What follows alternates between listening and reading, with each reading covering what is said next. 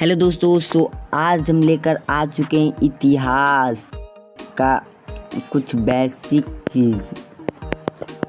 इसमें हम स्पेशल ये प्राचीन इतिहास के बारे में पढ़ेंगे। इतिहास को 3 भागों में बांटा गया: प्राचीन इतिहास एंड मध्यकालीन इतिहास एंड आधुनिक इतिहास। 3 भागों में बांटा गया है। और प्राचीन भारत के बारे में हम पढ़ेंगे। पहले प्राचीन भारतीय इतिहास के स्रोत। प्राचीन भारतीय इतिहास के विषय में जानकारी मुख्यतः 4 स्रोतों से प्राप्त होती है।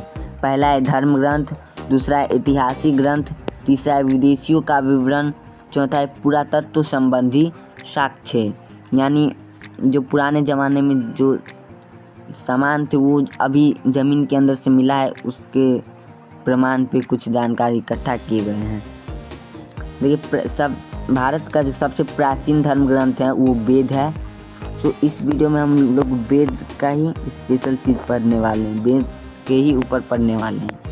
इसके संकलनकर्ता महर्षि कृष्णदेवराय वेद व्यास को माना जाता है।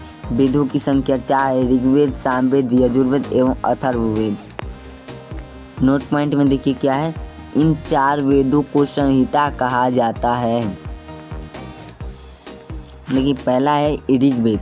ऋग्वेद क्या है? सबसे प्राचीन वेद है, सबसे प्राचीन वेद ऋग्वेद है। एंड सबसे खास वेद, सबसे स्पेशल वेद ऋग्वेद ही है। इसमें क्या है, 10 यानी 1028 सूक्त है और इसमें 10 मंडल है और 10,462 ऋचाएँ हैं, यानी मंत्र है।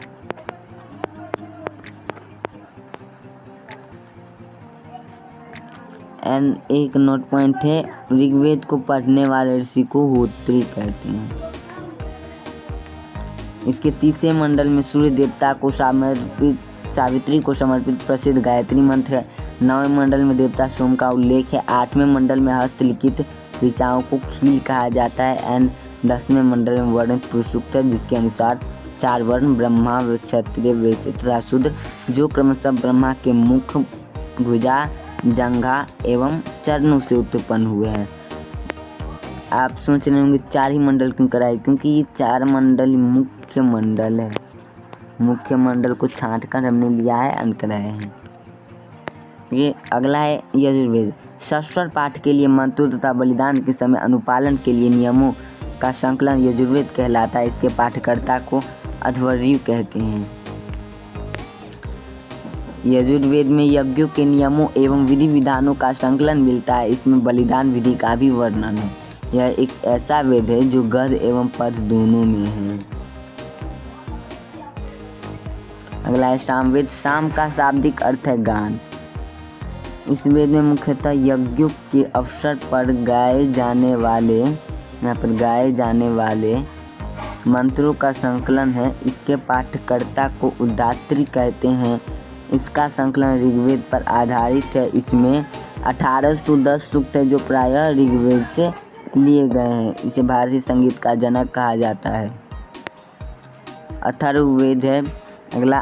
कांड सूक्त और मंत्र। अथर्ववेद में 20 कांड, 730 सूक्त और लगभग 6000 मंत्र है, यानी ऋचाएँ हैं।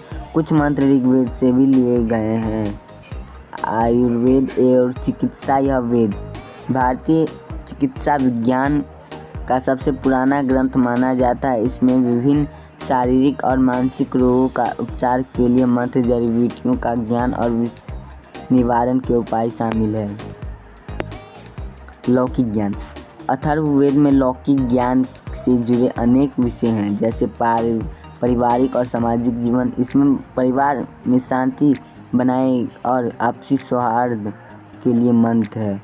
राज्य और राजनीतिक। इसमें राजा के कर्तव्य, राष्ट्र निर्माण और युद्ध में विजय के लिए मार्गदर्शन दिया गया है।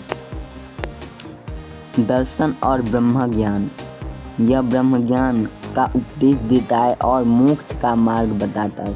गृहस्थ जीवन, विवाह, गृहस्थ जीवन और अन्य संस्कारों से जुड़े मंत्र इसमें मौजूद है। देखिए, अगला है जादू टोना तंत्र, यही मंत्र में जादू टोना सम्मिलित है। इसमें कई ऐसे मंत्र भी शामिल है जिनका उद्देश्य जादू टोना, भूत प्रेत और शत्रुओं को शांत करना है।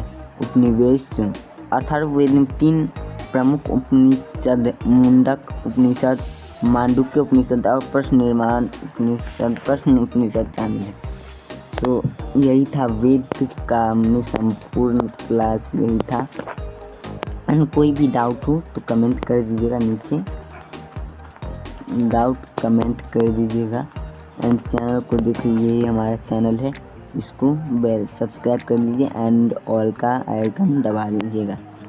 सो इसी तरह का शॉर्ट्स वीडियो में आने वाला है, कुछ इसी तरह के जीके एंड कुछ इतिहास के इसी तरीके का शॉर्ट सेक्शन में आपको देखने को मिल जाएगा।